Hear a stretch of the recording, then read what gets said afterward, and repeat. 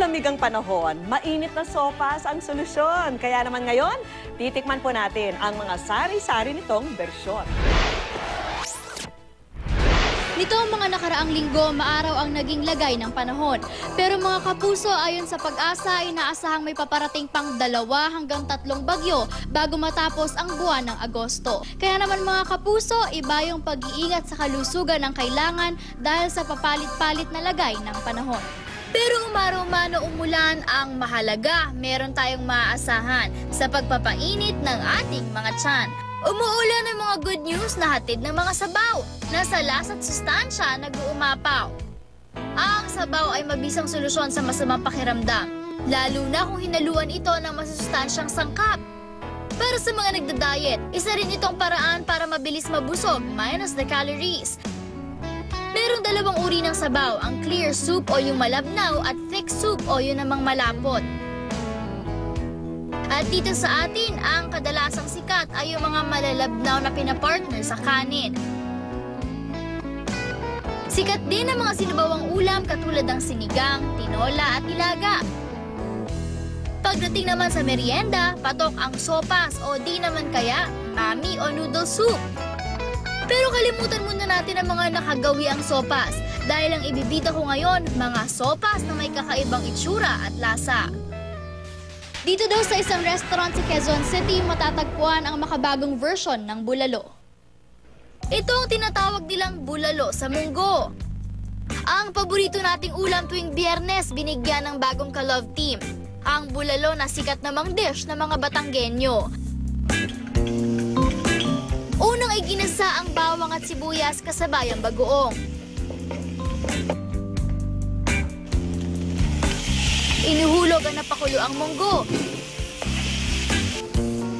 Sunod namang ibinuhos ang sabaw ng bulalo at ang mga laman nito bago tinimplahan ng mga pampalasa.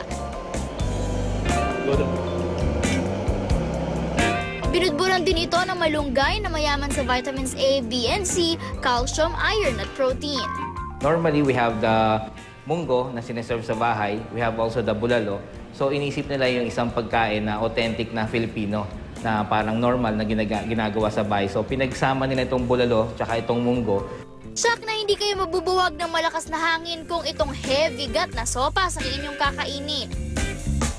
Ang bulalo sa munggo sa halagang 350 pesos. Sa isa pang restaurant sa Quezon City, matatagpuan di umano ang balot na naliligo sa sarili nitong sabaw. Sa unang tingin, hindi obvious na sopas ito dahil sa tinapay na nakatakip sa bowl. Pero naghihintay ang isang sorpresa sa ilalim nito, ang sabaw na pinagbibidahan ng balot. Perfect daw ito sa mga gustong kumain ng balot pero nandidiri sa itsura nito. Nakakain mo actually ng buo pero dahil kinakat namin siya sa maliliit na piraso na para hindi sila natatakot dun sa sisiw, yun, nalalasahan pa rin nila at natitikman pa rin nila yung buong balot. Para gawin ito, unang inihulog ang mga gulay sa sabaw ng bulalo. Pagkatimpla ng paminta at asin, pinakuluan ito ng 2 minuto. Sa isang hiwalay na mangkok, inilagay ang hiniwang balot kasama ang sabaw nito. Dito na rin ibinuhos ang pinakuluang sabaw.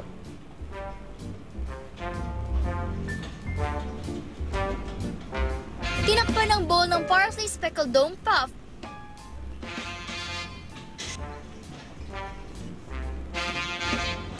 At ipinasok ito sa oven for 10 minutes.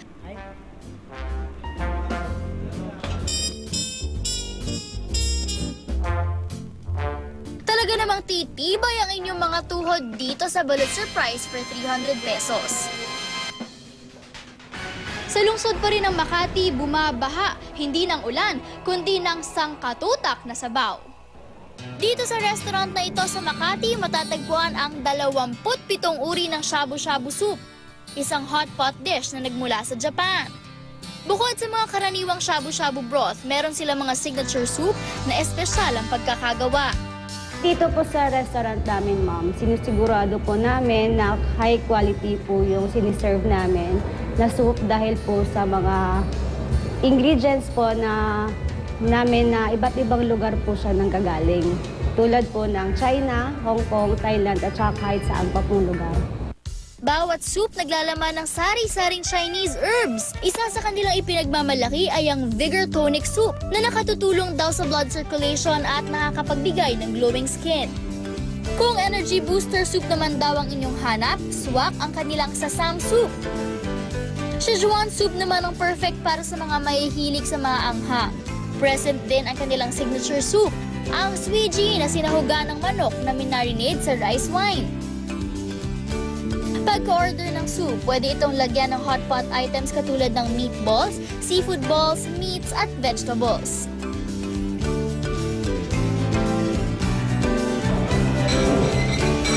Pwede ring magtimpla ng sariling sauce sa kanilang sauce bar. Bawat order ng kanilang shabu-shabu nagkakahalaga mula 288 hanggang 598 pesos. Sa isang restaurant naman sa Makati, matatagpuan ang isang sabaw na sinangkapan ng impluwensya ng mga Hapon. Sa unang tingin, naakalain mong pangkaraniwang lapas batchoy lang ito. Pero pag ito'y natikman, malalaman mo na ito pala ay batchoy and ramen in one. Dito po sa restaurant namin, layunin po namin na masunod ang pamatayan sa paggawa ng ramen na hindi po nalalayo sa panlasa ng mga Pinoy. Mickey noodles at iba't ibang uri ng karne ang ginamit dito katulad ng bacon, atay at Japanese style na fried chashu o Japanese braised pork. Bukod sa sari-saring pampalasa, meron din itong itlog na gaya ng sa lapas batchoy at sabaw na mula naman sa pinakuloang buto ng baka.